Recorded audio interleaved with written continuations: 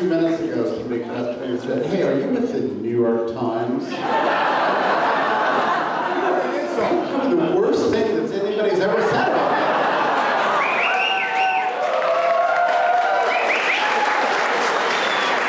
So, we're gathered here on the month after the lockdowns began. And we all know what that meant. It was the long, dark night of the soul. A lot of pain, a lot of suffering.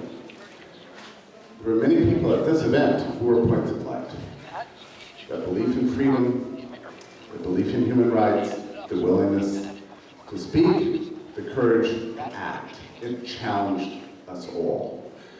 Our speaker today is, for me, the strongest, brightest, most brilliant light of the last 3 years and 3 months. He showed us the way. He showed us what it means to have hope, what it means to have courage, what it means to have that sort of rigor and attention to fact. And most of all, I would say that he has borne a lot of the slings and arrows for a lot of us. I think we all owe him a great gratitude. This country owes this man a great civilization owes this man a great debt of gratitude. Help me give a warm porcfest welcome to a hero, a man of courage, the man of the hour, Robert F. Kennedy.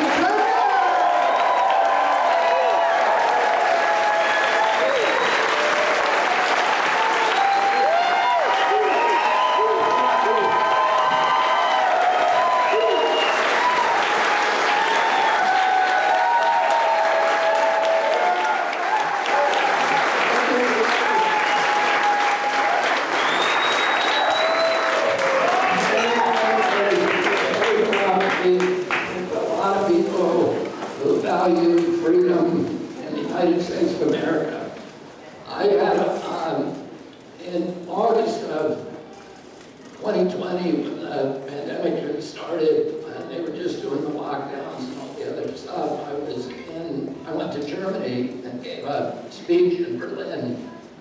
And the estimates of the crowd there were 1.3 million, and it was the most extraordinary crowd. It looked like Woodstock. There were people from all over Europe, people from the MC was a man from Ghana.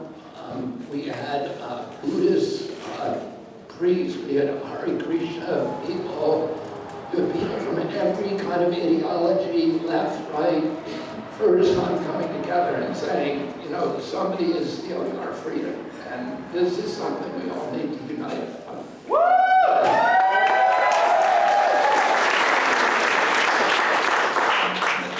The crowd, again, they said 1.3 million people, and nobody was wearing a mask. That was, at that time, that was a kind of heresy.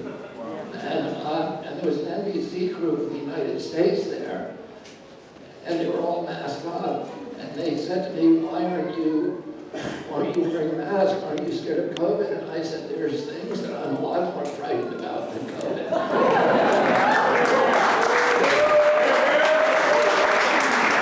What is that? I said, that would be losing my constitutional rights and having my children grow up in America where they don't enjoy the kind of rights that I took for granted as a boy. And we saw during COVID this extraordinary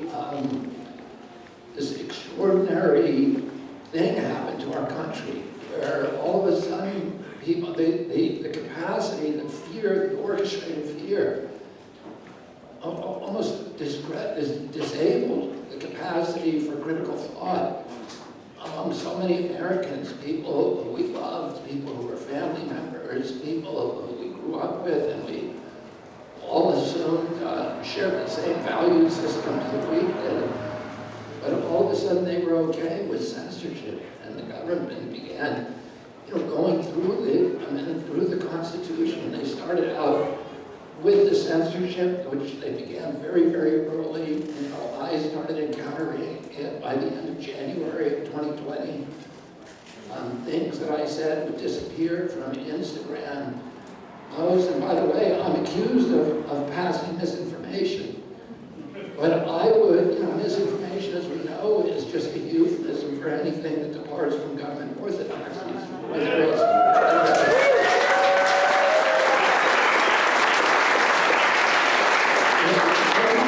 accuracy or inaccuracy in their nomenclature.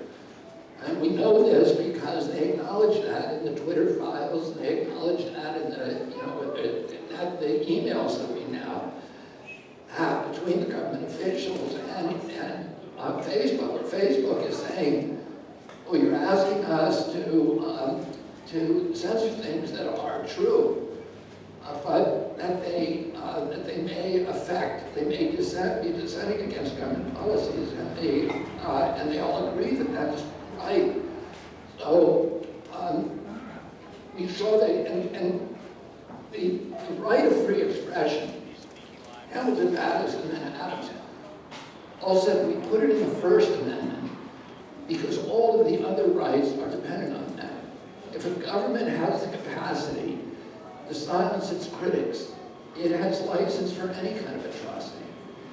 And that is what unfolded as soon as they found out that Americans would put up with constraints, with government-ordered constraints on free speech.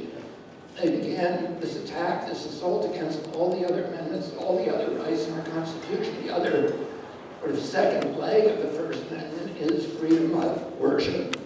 They closed down every church in this country for a year, with no scientific citation, no due process, no notice and comment, public hearings, no environmental impact statement. And by the way, you can do things for emergency, but you can still go through the democratic process. You could still have comment sections and public hearings and environmental impact statements. None of that was even tried. I've spent 40 years suing companies and agencies for trying to subvert or shortcut the regulatory process, part of democracy. Now, there was a big question throughout our country's history about whether regulatory agencies were even constitutional because they were outside of the democratic process. The Congress, yes, can pass laws. The Constitution says Congress can pass laws. The court said, okay, regulatory agencies can pass laws, which is outside of the Constitution, but you have to incorporate a regulatory process, and it has to be strong, which means you have to do you have to do a public notice.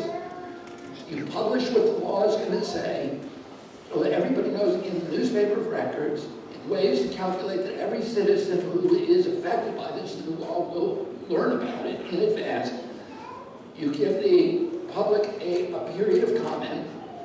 You do an environmental impact statement that outlines all of your scientific citations and all of the expert opinions that underlie it. You look at the cost-benefit analysis to every sector of society.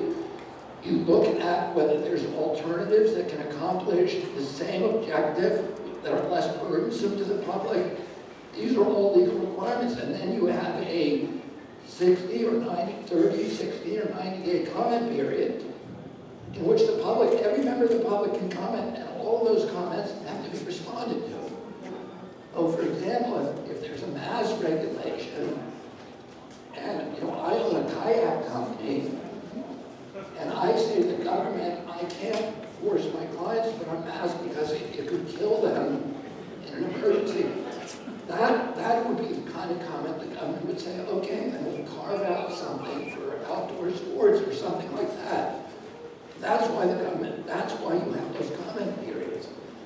And none of that was done. And then you have an administrative finding that's published by the administrative judge. And then that's appealable. So the whole thing in a court, up to the Supreme Court. So it's all incorporated in the democratic process, but in this case, it was all forgotten. And we just had one bureaucrat who had been 50 years in office and never been elected, who says 1 week put on masks, and the next week, or 1 week masks don't work, which he's saying in private and publicly, but privately he's advising his boss at HHS, don't put it on. they don't work. Oh, you know, later he said, oh, I just said that to, you know, to reduce the demand on masks. But he was telling that to his boss, you personally should not put on a mask because they don't work.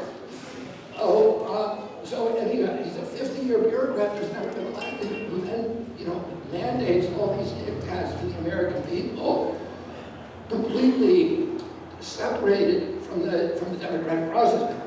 So after they did religion, and they went after freedom of assembly, which is the third leg of the First Amendment. We were all told to social distance from each other. And then they go after property rights. They closed 3.3 million businesses with no due process and no just compensation, in violation of the Fifth Amendment. And then they go after jury trials. Oh, here's what the Seventh Amendment says. It says, no American shall be denied right of a trial before a jury of his peers in cases or controversies exceeding $25. There is no pandemic exception.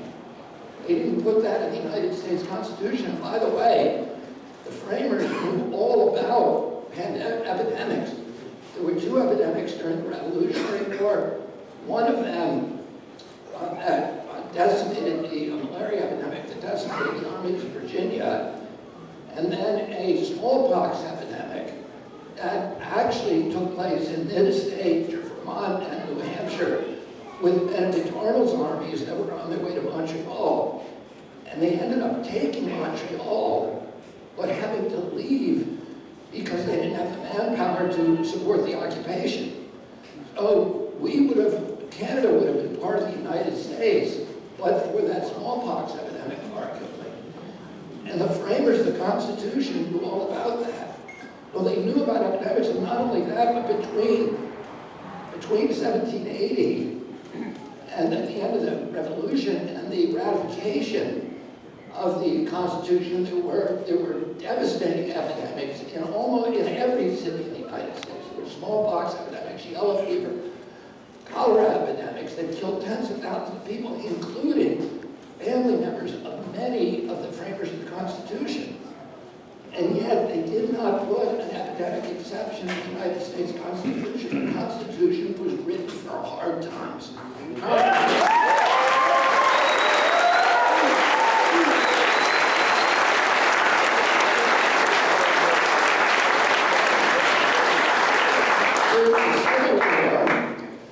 When the Confederacy was sending up spies and provocateurs to the northern cities to drum up draft riots, which were devastating the morale of the northern states, at a time when the Union was about to fall apart altogether, Abraham Lincoln knew who these people were, and they were arresting them when they came into the cities and holding them without trial because there wasn't evidence. They knew who they were.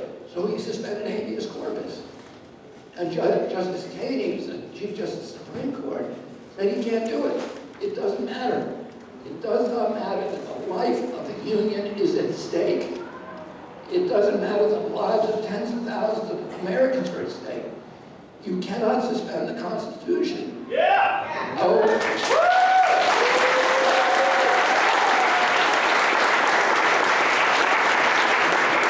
As I said, that doesn't mean we can't have emergencies in this country, declared emergencies, and have temporary suspensions.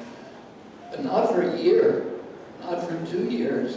And by the way, you do democratic processes along the way. And then we got rid of, the Fourth Amendment prohibitions against warrantless searches and seizures, with all this intrusive track and trace, and we have to get our medical records in order to go into the public square, in order to leave our home. All of these things were against the American tradition, against the Constitution, and they should have been troubling to every American, and especially the press. And instead, the mainstream media in this country, which has always been the forefront of the guardians and the protectors of our Constitution, particularly for its free expression, all of a sudden, they forgot their role as the role which I learned in hand, that the role of the press is a posture of fierce skepticism towards government proclamation. to apologize to the American people for supporting for its role on the run-up to the Iraq War, because they believed government officials. And and at this end, they never learned the lesson, which is that the role of the press is to speak truth to power, not to function as propagandists for the powerful.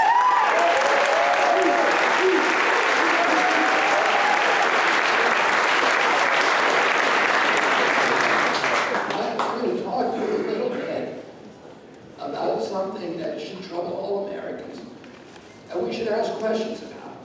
And people are going to say, the press, the mainstream media who's here today is going to report that I did paranoid conspiracy theories, which is what they always say. But I'm just going to tell you facts, okay? And then I'm going to ask you, are these things that we ought to be able to talk about in democracy? Are these things that we ought to be questioning? Is that reasonable? And we ought to be questioned. And the thing that I'm going to talk about is the role of the intelligence agencies in the pandemic, and in almost every aspect of the pandemic, which itself, I think, should be surprising to most Americans. This is a public health crisis. This should be the province of NIH.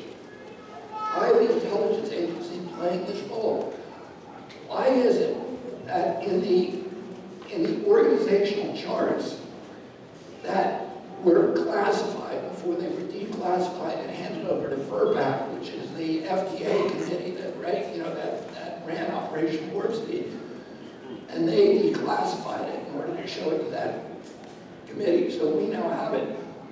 Why is it that the lead agency in COVID planning was the National Security Council?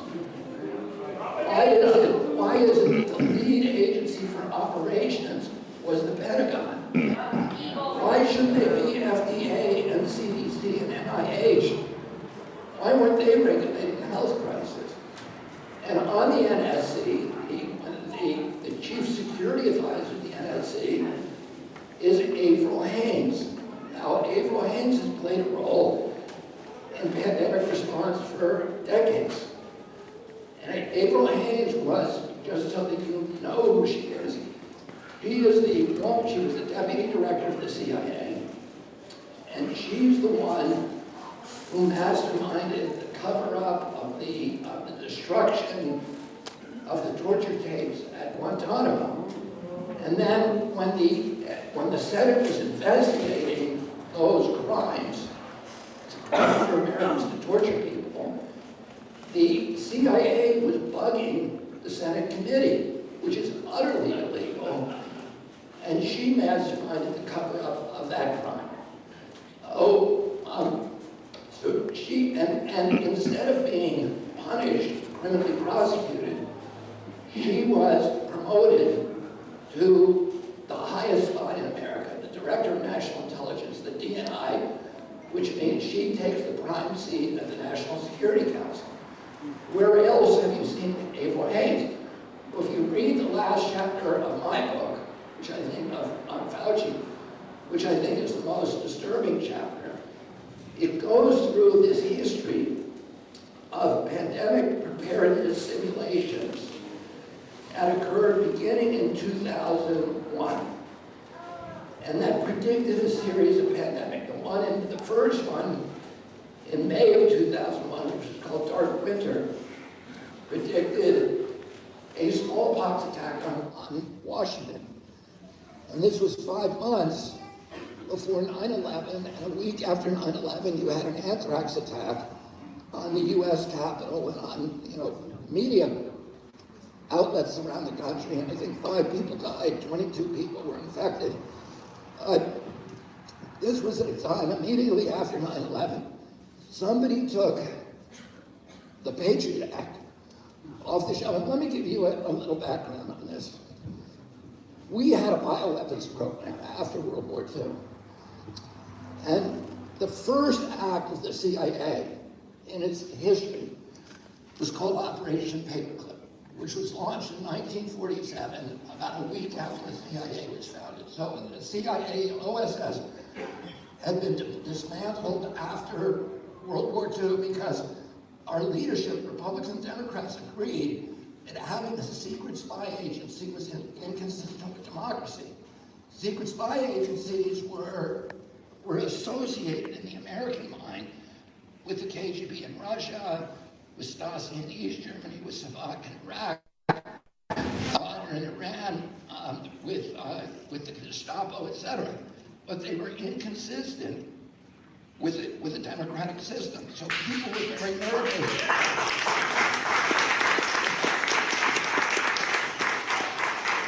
People were very nervous on both parties about authorizing this.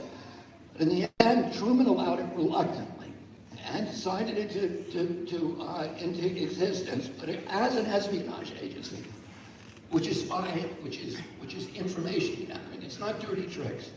And that came later through a bunch of crazy machinations. But the first act of the CIA, the first project was Operation Paperclip, which was bringing the Nazi scientists who had worked on missiles, nuclear weapons, missiles and bioweapons over the United States to Fort Detrick and to some of the other high security labs in Texas and elsewhere in our country to begin developing a bioweapons program and to get the Japanese scientists, who were the only ones who would ever actually use bioweapons against the Chinese and killed many, hundreds of thousands of Chinese before and during World War II with bioweapons. And they had the most extensive program, and they got those Japanese scientists also to come over to our country, and they opened labs in Japan, which we occupied at that point, and developed bioweapons there. And the CIA was in charge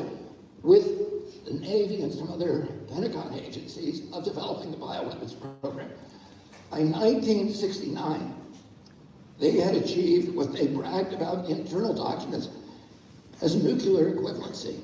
They could kill huge populations of people around the world at a cost of about 29 cents per death, per life.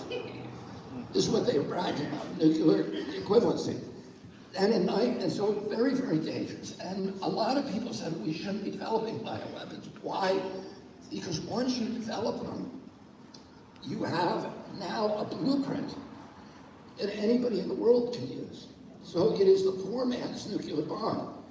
Nuclear weapons, no matter, even if you have a formula, it takes huge economic commitments and technical proficiency to develop one. But if you have the formula for a bioweapon, you can make it in a garage.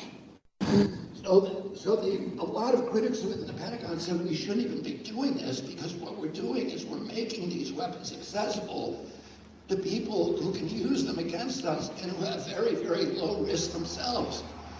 And so in 1969, Richard Nixon did something extraordinary. He went to Fort Detrick and he announced the end of the bioweapons program. Unilaterally, the American government was going to stop developing bioweapons no matter what anybody else in the world did. And then 3 years later, they signed the bioweapons treaty with most of the major nations of the world, and we're not going to make bioweapons anymore. But there were this cohort of people within the CIA. The CIA, Nixon closed Fort Detrick. They turned it over to NIH. But and they destroyed all the bioweapons. But before they destroyed it, the CIA went in and got cultures of all of them and moved them to warehouses in New York and elsewhere. And there were an angry group of people in the CIA and the Pentagon who for many years were trying to restart the program, and they began doing it illegally. The Russians found out they did it too. But they were doing it secretly, and it was very, very low profile. And in 2001, after the 9/11 attack, somebody pulled off the shelf the Patriot Act, 342 pages. Yes, I want you to guess who the only member of Congress was who actually read that act. There was only one copy provided, unlike everybody.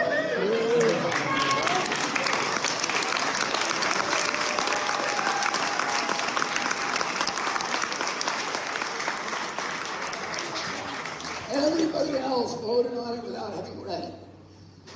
And one of the things that nobody knew was in there was a provision that did not directly revoke the Geneva Convention and the Bioweapons Treaty. The Geneva Convention made it a hanging offense, a capital offense to do bioweapons development. But you could still do research. Right? You couldn't use a bioweapon under Geneva. So, but the Bioweapons Charter that Nixon said got rid of it all. You couldn't even study it anymore. And the only guy to read it was him.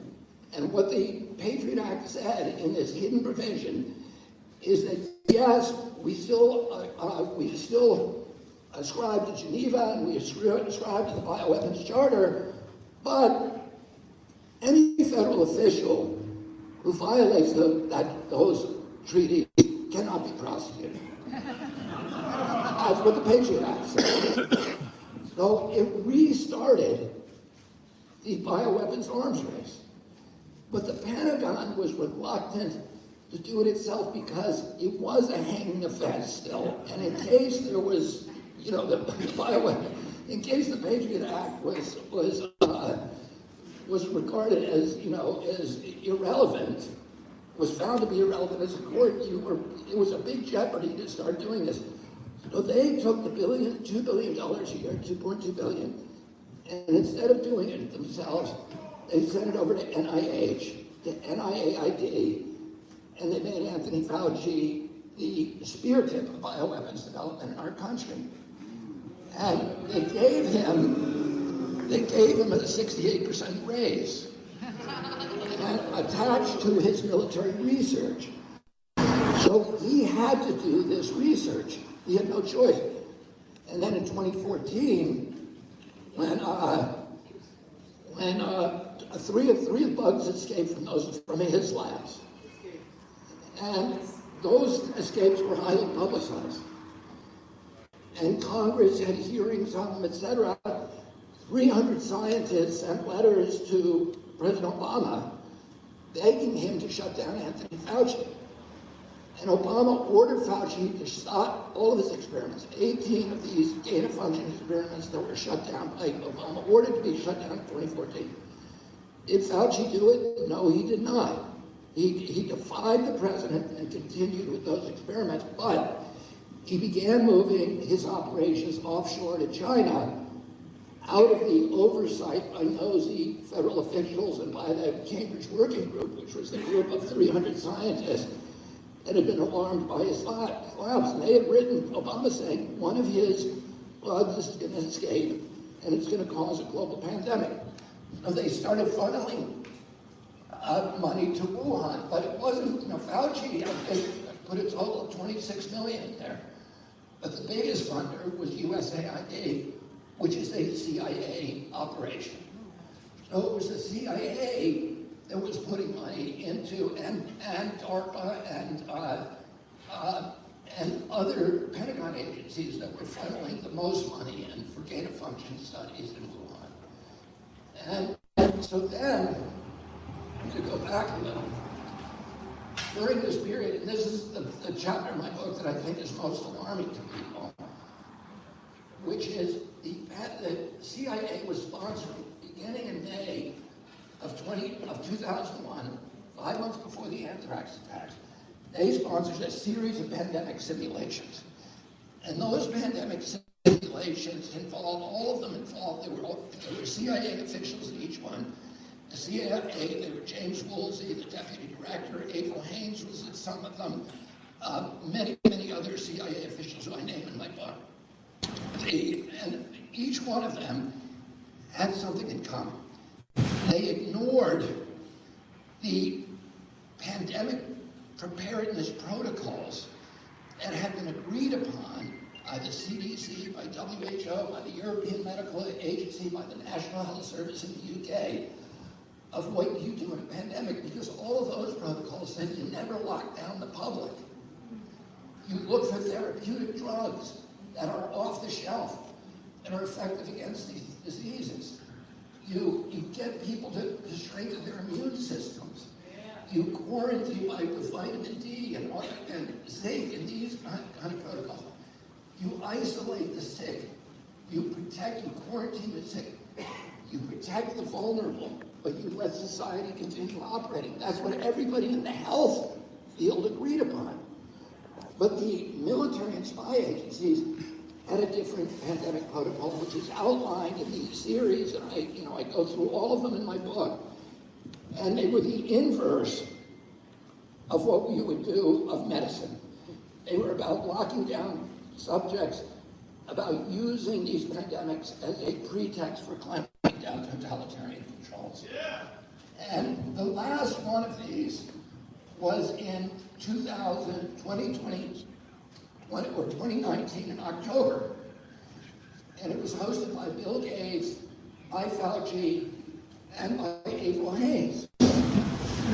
And interestingly, by George Gao, who was the head of the Chinese CDC in New York City. And any of you, I'm sure a lot of you have gone and looked at this on YouTube. It's called Event 201. And the fourth simulation that day, the last one, is all about how do you use the pandemic as a pretense for clamping down, for abridgments of freedom of speech, and particularly, how do you stop people from talking about a lab leak as the source of these viruses? So this is October 2019. None of us at that time had ever heard of COVID. We now know that COVID was almost certainly circulating by mid-September.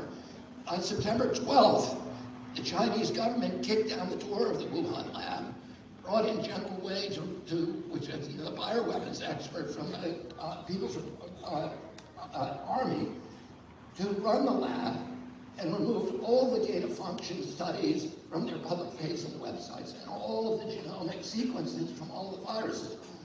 The Chinese government clearly knew that the virus was circulating in September, so a month later you have this. That same week, Bill Gates, who was overseeing this simulation, bought 1.1 million shares of BioNTech vaccine, which later became the Pfizer vaccine. He then sold almost all that stock, 87%, 2 years later, at a $242 million profit.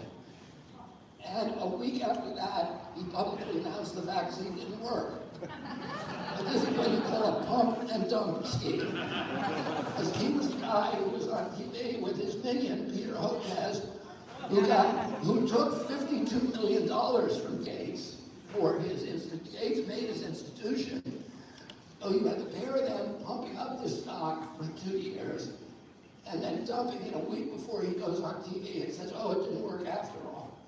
So, this Event 201, George Gao, who's the head, who clearly at that point, anybody in China knew there was a virus escaped.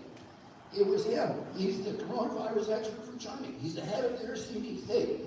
He's engaged in an hour-long discussion with April Haynes about how do we clamp down to stop anybody from talking about that this is a lab-leak virus. How do we get the social media sites to censor people and deplatform them when they talk about that? April Haynes says, we not only have to censor people, we have to flood the zone, this is what she said, flood the zone with authoritative voices denying the lab leak. That's what happened. And the New York Times, which is in this room today,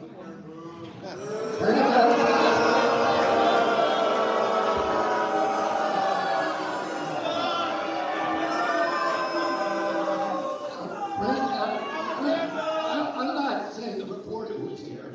She's a very sweet person by all accounts. But the Times itself did, and it's irresponsible. It's not journalism. It is propaganda at that point. So, what we saw was this involvement and then what happened? Vanity Fair. The people are saying, well, where did the virus come from? The press is all saying, whatever you say, we know, wherever it came from, we know it didn't come from the Wuhan lab. So the government, Mike Pompeo, that was the head of the Department of State at that time, says, we're going to do an investigation. He tells 4 of his agencies, find out where this is coming from. Vanity Fair does the article of what happened.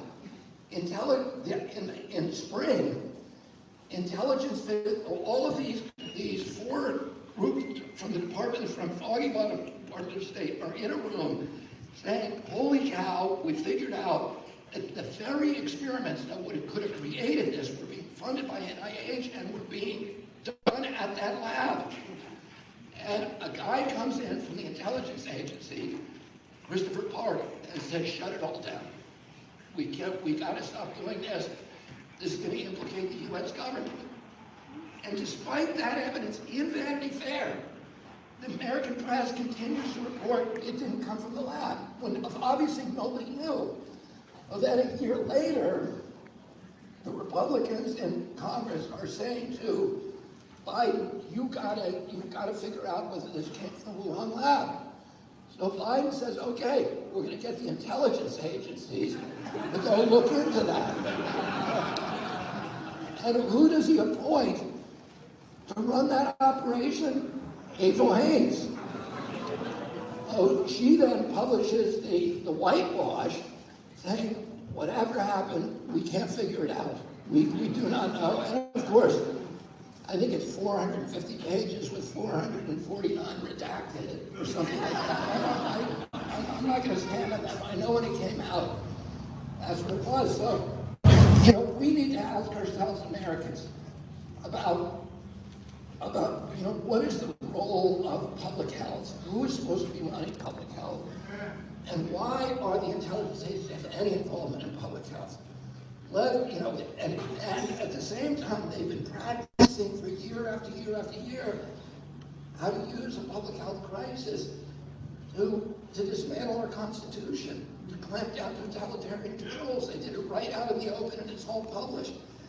When COVID first hit, where I live now in California, there were surfers on Zuma Beach, and the police were sent down there to get them out of the water, give them $1,000 tickets, and send them home so they could get COVID. Because they weren't getting COVID out there. We knew by then that COVID spread indoors. And we know that vitamin D, which is sunlight, comes from sunlight, protects you against COVID. But what we were doing was the inverse of medicine. To say, the health department in Los Angeles went down to Venice Beach and scattered sand on the half pipe so nobody could skate on them, to get them off the beach and into their homes. They went to Compton and they padlocked all of the basketball courts. And if they couldn't padlock the court, they removed the rim. And, and they put people in a place where COVID was much more likely to harm them. And this is the only time in history, the only respiratory virus in history, where you would go to the hospital with symptoms of COVID and a positive PCR test, and the hospital would say, you go home, there's nothing that can be done. There's no early treatment. You go home till your lips turn blue and you can't breathe, and then come back here. And each time they did that, it was a super spreader event. This was the inverse of medicine. And we need, if we have illness in this country, if we have sickness, we need to have a medical response and a public health response, and not the response where Americans feel that their civil rights are being taken from us.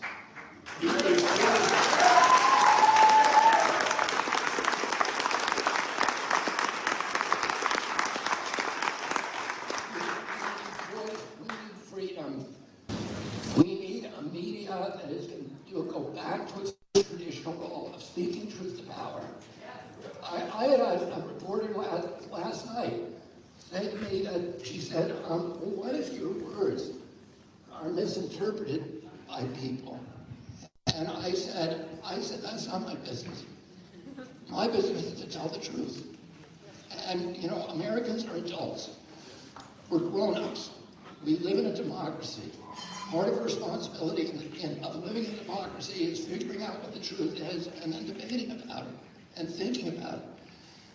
When the press thinks that their job is to protect you from dangerous misinformation, they are manipulating you.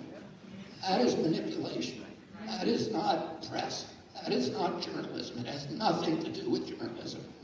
The job of the press is to be the fierce defender of truth, no matter what the cost of that truth is.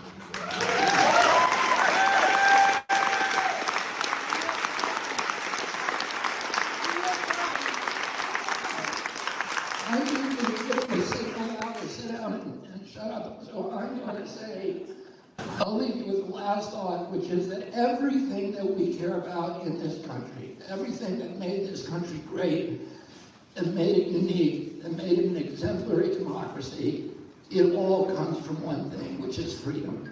And if we don't have freedom, we have nothing in this country. And there was a generation of Americans, and many of them were from this state, people like John Stark, people from right next door, Ethan Allen, and many, many others, thousands of people from this state who gave their lives during the American Revolution, who sacrificed their property, their wealth, their status, their relationship, so that we could enjoy the civil rights and the constitutional rights that made this country a great nation. And we cannot allow somebody to take those rights away from us. We have to be willing to make the same sacrifice that our ancestors made for us to make sure that our children enjoy those same rights, those same liberties. So thank you all for standing for liberty.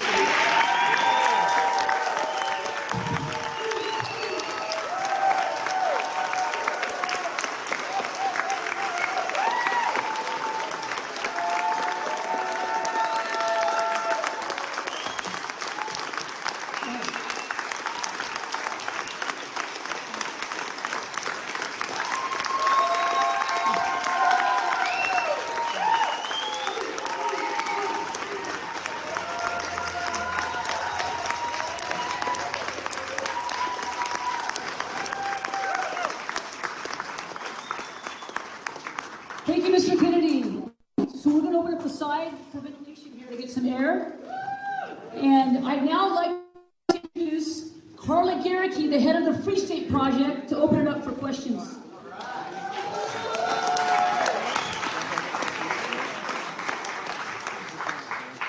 Thanks for that introduction. For people who don't know, I'm the chair of the Free State Project, and this is my party, and I'm really glad you came, Bobby. We're deeply honored to have you here, and I personally actually asked folks if we could get you out here to come speak to us. We are libertarians of New Hampshire, obviously the Free State Project, and we are also the modern peace movement. And I think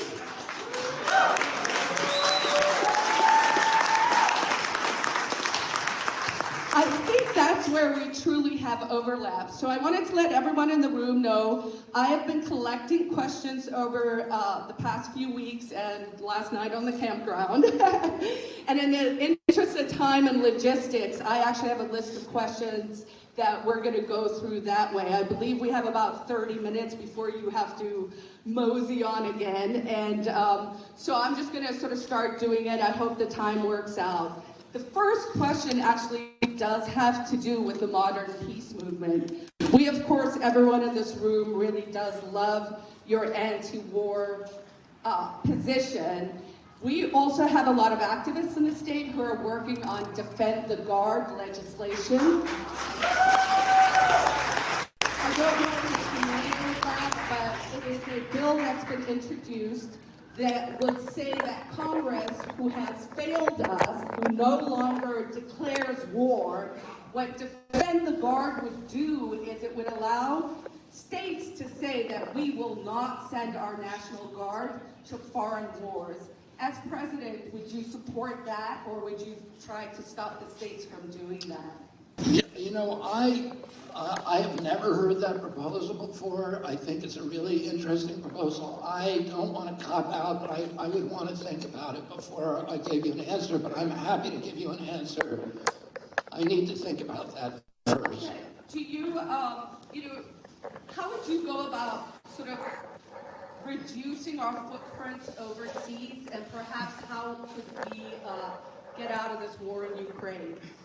I think it's going to be quite easy to get out of the war in Ukraine. I mean, we now know, we found out in the last couple of weeks, that President Putin and President Zelensky, or Prime Minister Zelensky, actually signed an agreement in April of 2022, and that the Russians were complying with that agreement, but they had already began removing their troops from around Kiev, and that Boris Johnson was sent there clearly, at the behest of the White House to sabotage that agreement. And that's not the first time we've done that. I mean, Zelensky, the involved nations, France, Germany, and Russia all agreed to the Minsk Accords earlier on. And in 2019, when Zelensky ran, he ran on the basis of signing the Minsk Accords. He ran as the peace candidate.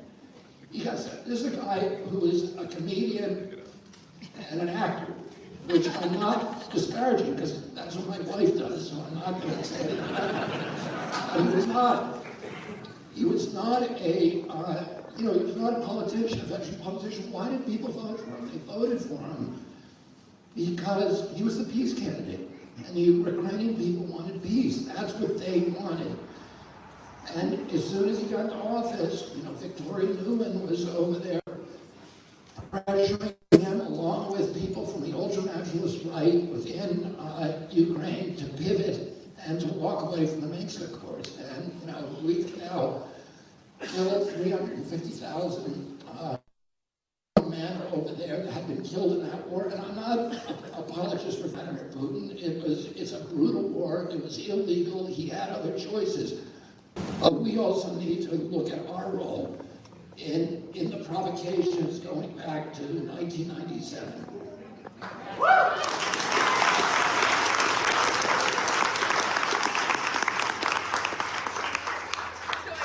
Oh, by the way, let me ask the second question.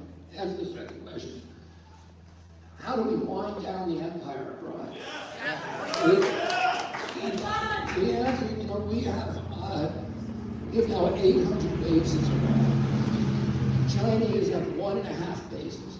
I don't think the Russians, I don't know if the Russians have any now, outside of Ukraine. I don't know if they have any. But we have, each one of those bases is a platform for future war. And we were told that, in 1992, when the wall came down in Germany, and the Soviet, and Gorbachev agreed to dismantle the Soviet Empire, we were told we were going to get a peace dividend. We were told that we were going to stop investing in billion-dollar stealth bombers that can't fly in the rain, and then we would bring that money home to build schools and roads and infrastructure and help lower taxes and help farmers convert to regenerative agriculture, all the things that we ought to be doing as a nation. But none of that happened. We were told our military budget was going to go from $600 billion a year to $200 billion a year. And that would be enough to protect our borders, to arm ourselves to the teeth, to spend more on our defense than any other nation in the world. We spend today more than the top 10, next 10 nations combined. We spend 3 times what China spends. It's not good for our economy, it's not good for our national strength, and it has not helped American security or safety. We are much more in danger because of those military adventures abroad. With the reason we're going through, I'm going to have to go through all these X-ray machines and searches today. I didn't have to do that before we got involved, with these military adventures after in the late 1990s, in the Mideast. So it hasn't made us safer. It hasn't made us more secure. It certainly hasn't made us more free. We now spend, instead of $200 billion that we promised, we now spend $1.3 trillion on all the military expenditures, and that includes national security. So we have, I think, 880 million. Your military, 300 million on veterans, which we need to do, and then the rest of it on national security at home. And You know, that is bankrupting the middle class in this country. I'm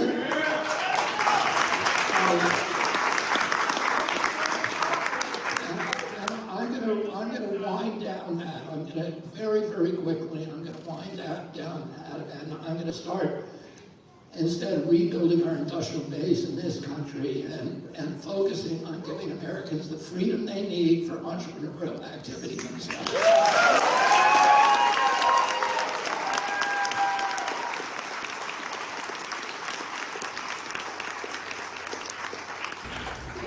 Entrepreneurial activities. Our favorite entrepreneur is actually Ross Ulbricht.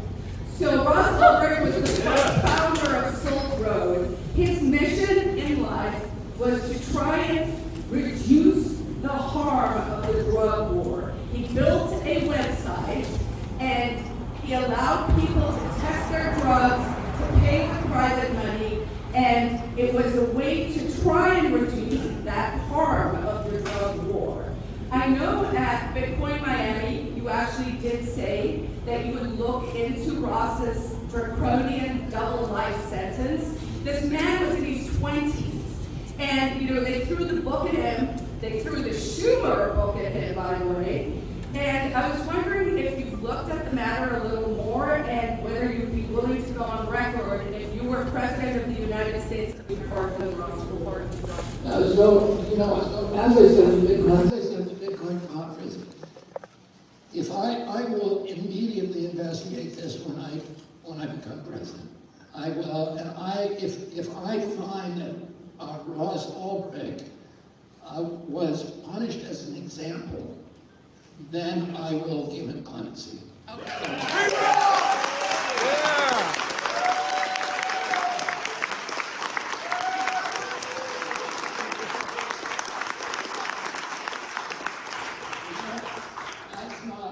That is not consistent with American justice.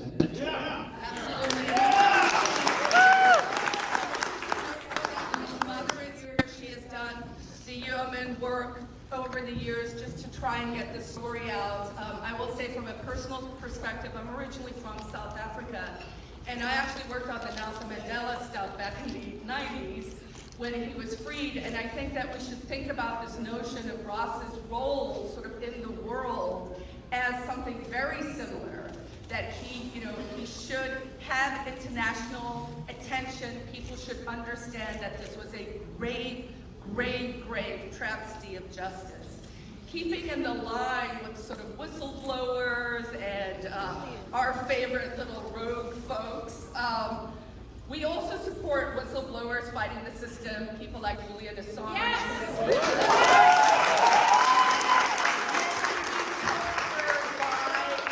By the system, and of course Edward Snowden, who actually I speak at Liberty Forum in 2016 from Russia. As president, what can we do to help these people? How can we change this? How can we get back on the right track? How can we actually understand that whistleblowers play an incredibly important role, and they should be heroes, not traitors? I will pardon both Assange and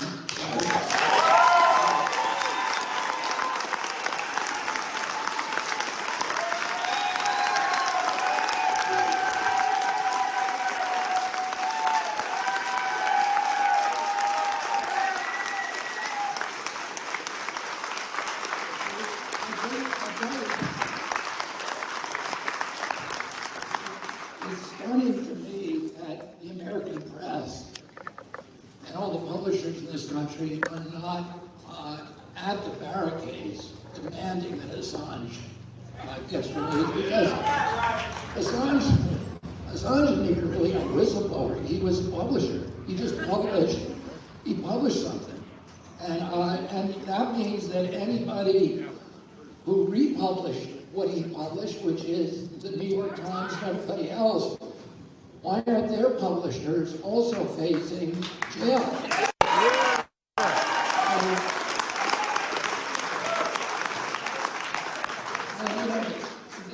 Congress has made the case for Snowden because Congress used the revelation that none of us knew about, and we were being spied on.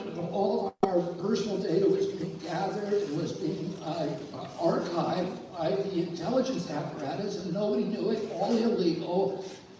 And Congress was shocked to learn it, and Congress went out and passed laws to protect us against that. So, you know, it's hard to make an argument that Snowden did something that was inconsistent with the most deeply held and most idealistic American values and personal courage.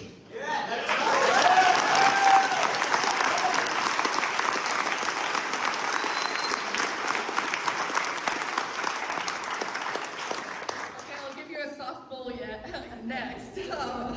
No, this is a softball. Would you consider appointing any libertarians to your cabinet? I'm for hire. Of course. You know, I'm going to have every kind of diversity in my cabinet. And I want to hear everybody's opinions. Libertarians are so great for this country. I don't always agree with everything that people say, particularly when it comes to regulating the commons. But these are people who understand the importance of critical thinking and are constantly reminding us of our most deeply held values. So they need to be listened to at every level of government.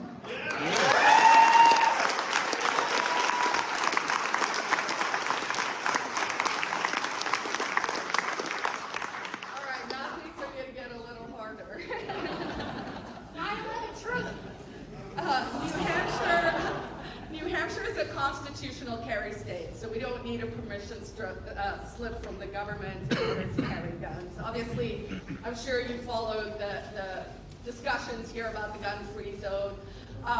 You're our guest. We wanted to accommodate you. We work with your stuff. But there are also 13 other states that no longer require a permit to carry a gun.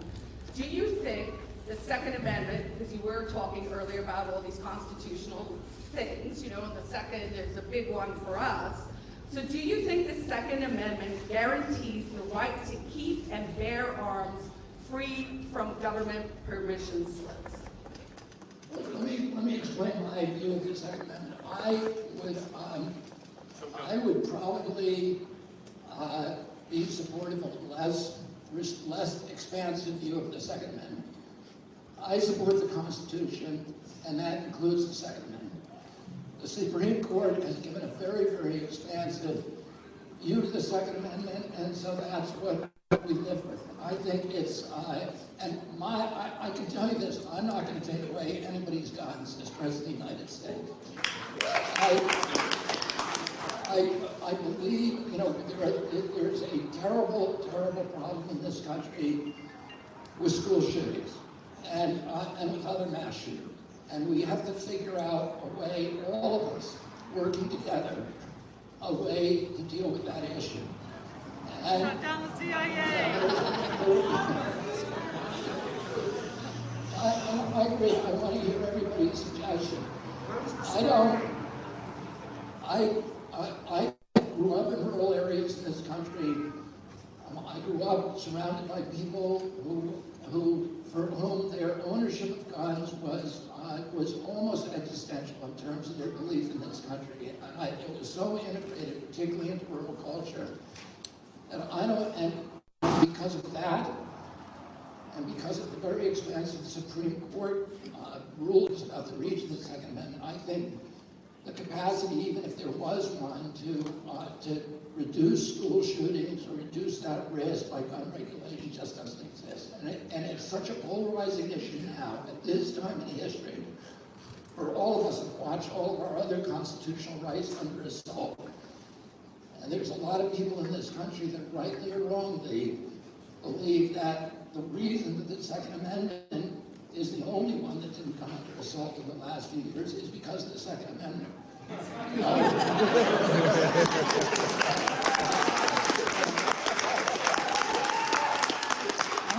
I'm not going to change that belief. And attempting to do so is just going to further polarize our country. And I want to bring people together. And I want to bring them together by focusing on the issues that, not the the issues that separate us, but the values that hold us together, that we share in common. And those values, particularly at the top list of those values, is how do we protect our children? And how do we protect them from dangerous drugs? How do we protect them from the pharmaceutical industry, from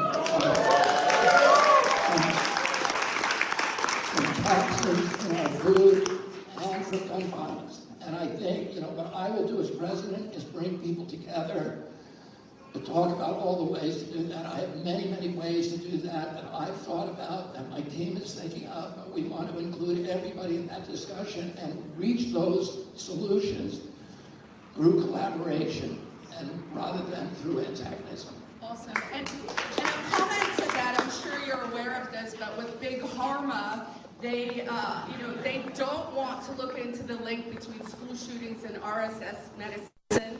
So, I would encourage you to at least look at that link, and then also perhaps as president commission some kind of something that we could look at, because I think it's fairly clear there is some correlation and causation. I've looked at this issue, and I've spoken about it, and of course I take a lot of heat, which I don't care about.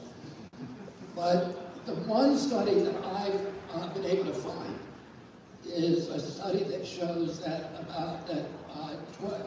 at least 23% of school shootings that the shooter had a history of SSRIs. That is a correlation. It does not prove causation, but it's clearly something we ought to be looking at. If only for the fact that the manufacturer's inserts for those products say in black and white that they cause suicidal, homicidal behavior and ideation. And so there are other things we need to look at too, which, the role of video games, the role of social media, many other things. We need to do that in a scientific, evidence-based way. This is what NIH should be doing. NIH is supposed to protect our children. Yes. It's impossible almost for a journalist to look into this issue because of the HIPAA laws. We can't find out whether those shooters were on SSRIs or not. And because of that, NIH is the only entity that can pierce that and depersonalize the data and tell us the answers, and they won't do it. And I suspect they won't do it for the reason that they won't study anything else that is going to potentially reduce the mercantile interests of the pharmaceutical industry.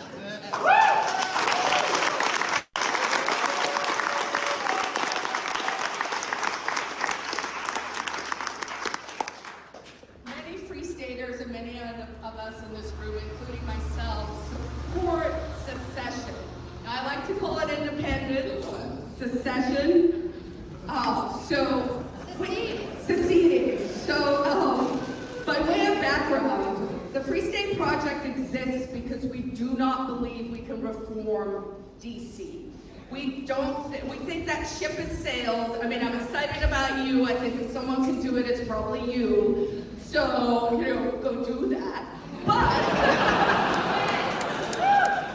But in the event that we are not successful with trying to stop what is happening in DC, we here in New Hampshire, many of us, but not all Free Staters, but many Free Staters, support states' rights and we support independence because the federal government is out of control and it cannot be reformed. If New Hampshire were to secede, and we are on that path, we introduced CA-CR 32 last year. It was a declaration that was a constitutional amendment, which meant everyone in the state of New Hampshire would have to vote for it at 67%. And it was 2 lines, and it said, "Can we peacefully secede from the federal union?" As president, would you use violence to stop us if we did it I'm going to answer that question with the same answer I give when people ask me about Taiwan, which is strategic ambiguity. I'll take it. I'm here. I'm running to bring our country together and to make people believe in their federal government again, and to make people love our nation, to make us proud to be Americans again. Oh, I want to move forward on that rather than the options that are going to, further fragment and atomize us. So, I want to go forward with that kind of optimism. I want you all to be proud of this country the way that I grew up in a country that I thought was the best country in the history of mankind. I want you to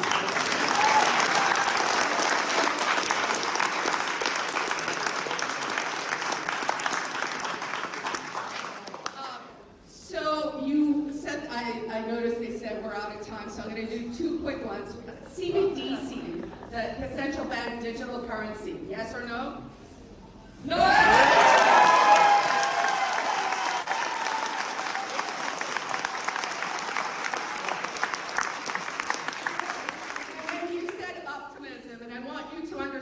Everyone in this room is filled with love and unity and optimism, and we want to support you. I'm probably going to become your Hillsborough County chair, and I'm a card-carrying Republican and a small L libertarian, so yay for unity. Thank you deeply for coming and speaking to us. Thank you for understanding that we are also a voice, that we are people who are intelligent, well-read, and we really do see the landscape for what it is. And I'm so thrilled and so honored and so grateful that you came and spent some time with us here.